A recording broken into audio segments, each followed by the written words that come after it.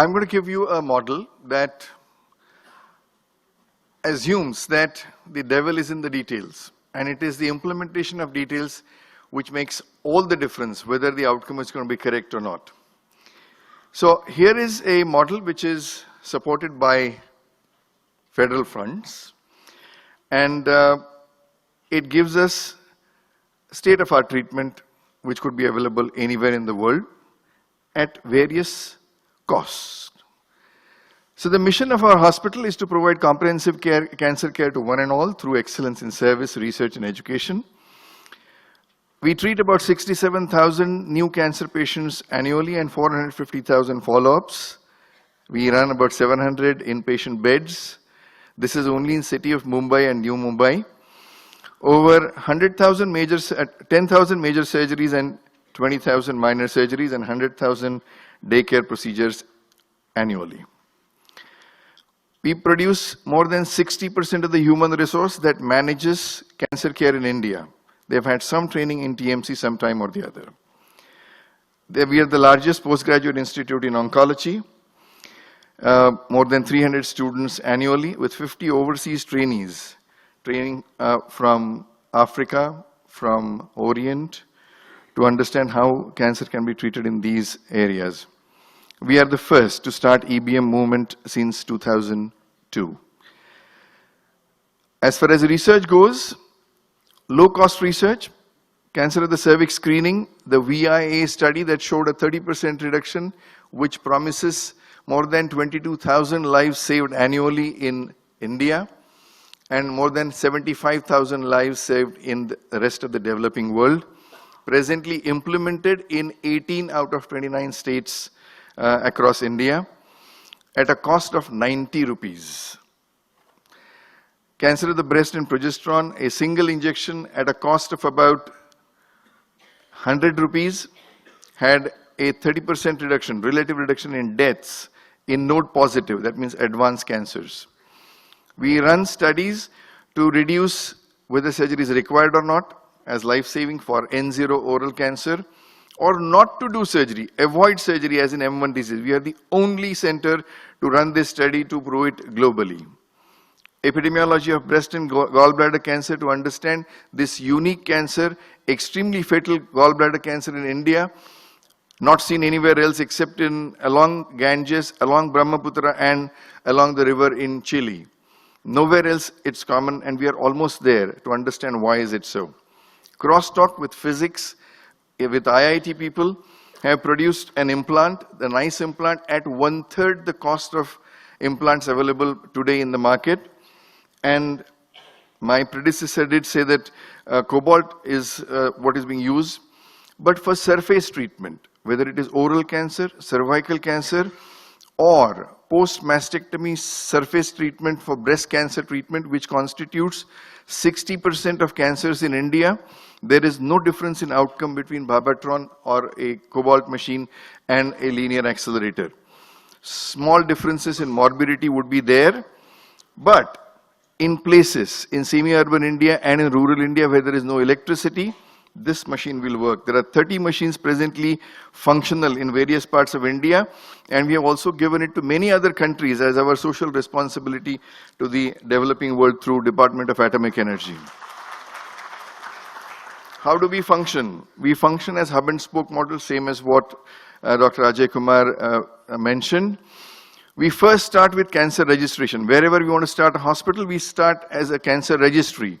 We gauge the magnitude of problem, the quality of problem, and then set up infrastructure for patient care, education, and research. Every individual unit, it's mandatory that they report with complete transparency the number of patients with the stage that they present with, 30-day complications of delivery of care, compliance to evidence-based guidelines, what's the percentage compliance, what guidelines are they going to follow is pre-mentioned, the outcome, survival and quality of life, and if there is a research output that has changed either the process or long-term outcome, that comes here. The QA/QC has also been looked at these institutes through external peer review with more than 20 international experts. And we now have 2 such peer reviews at 5-yearly interval, and we do know that they say that this institute has a potential to be the best of the 5 cancer institutes globally. We are paperless. All our reports can be seen from any part of the world through a password for every patient. We sell the drugs at the lowest cost. An MRP of a drug for 100,000 rupees, because of the scale of purchases, we buy it at 21,000 rupees and sell it at 22,000 rupees for somebody who is in the paying class. For somebody who cannot afford, gets it free of charge. So how do we function? 30% of the patients don't pay us anything. 30% pay 5 to 20% of what we spend on them. 20% pay a 5% markup, and 20% pay 25 to 50% markup. It's the same aeroplane. You sit in the business class or the other class. The cost is different. The delivery of care is same. You will reach your destination with equal safety.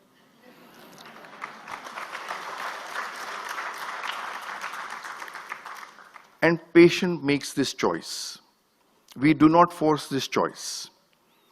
The percentage of individuals who transit from one paying class to a non-paying class or vice versa in any given year is not more than 5%. So once a choice is made, patients remain there, they're happy with what's happening.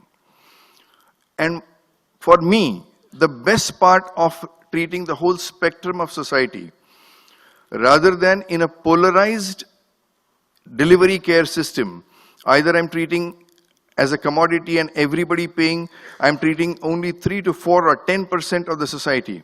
Or as an extremely poor class, again I'm treating 20 to 30%. What I'm feeling is the hind leg of the elephant or the trunk of the elephant. But I have not understood the whole elephant. My solutions, without understanding the problems, are unlikely to be effective in research. For that, we need the whole spectrum of the society to be treated under one roof. And how do we do it? I did show that there are about multiple research outputs that have shown a change in clinical practice, not just in India, but globally. So our annual capex is about 60 crores. That's about $9 million. There could be small changes with the exchange rate changing. The OPEX is about 300 crores annually. That's $45 million. 100 crores of these 300 crores comes for research and education, which is a mandatory grant coming from government. That's about $15 million. 200 crores go for patient care. That's about a cost of 30 million. With the kind of revenue that we generated, we are able to generate $25.5 million, 170 crores.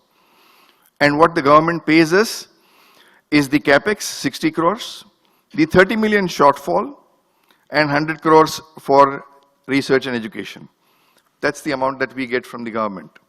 And I'm sure if I were to tweak little the sale of drugs, which we do at a rock bottom price for everybody, even whether it's a paying patient or everybody pays exactly the same amount with some charities supporting it. If we were to add some revenue, I'm sure that the patient care can be completely. And my recurring budget, which includes the salary of individuals, everything can be covered in toto by the revenue that we generate. How are we sustainable? We've been here for the last 75 years.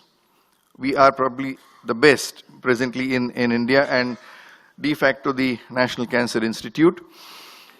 Governance in non-shareable inputs and outputs.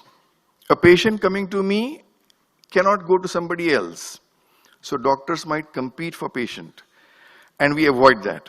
There is strict governance. If I'm a breast specialist, I will not do anything else but breast. If I'm a gastrointestinal specialist, I have DMGs, disease management groups, and I do not cross my boundaries. The revenue that comes out, a small percentage of that gets into a common pool, and that is shared equally amongst all the staff. How equally? That's based on the research outputs. So, the shareable output, I do a research.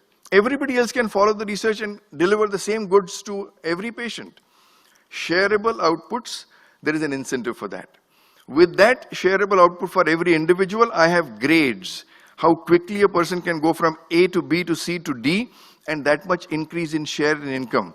And if I were to have X salary, on an average, the faculty will get double the amount of money as his share in income.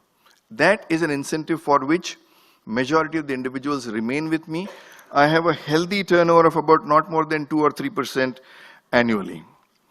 So I did mention non-shareable resources, there is governance, shareable resources, there is an incentive. We create an infrastructure and an environment where average excels.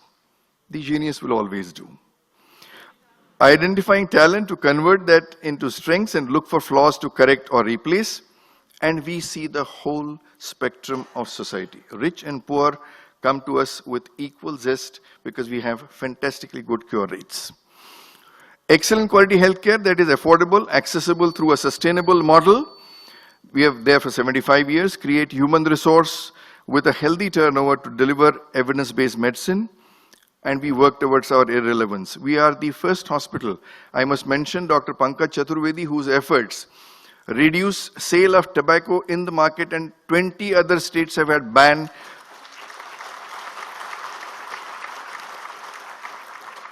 And that has already shown a reduction in incidence of oral cancer in city of Mumbai. I think this model is scalable not just for India, but for globally. We already have a program called National Cancer Grid. A colleague of mine will explain to you about this as part of the Access to Care talk. I will not get into that. Thank you so much.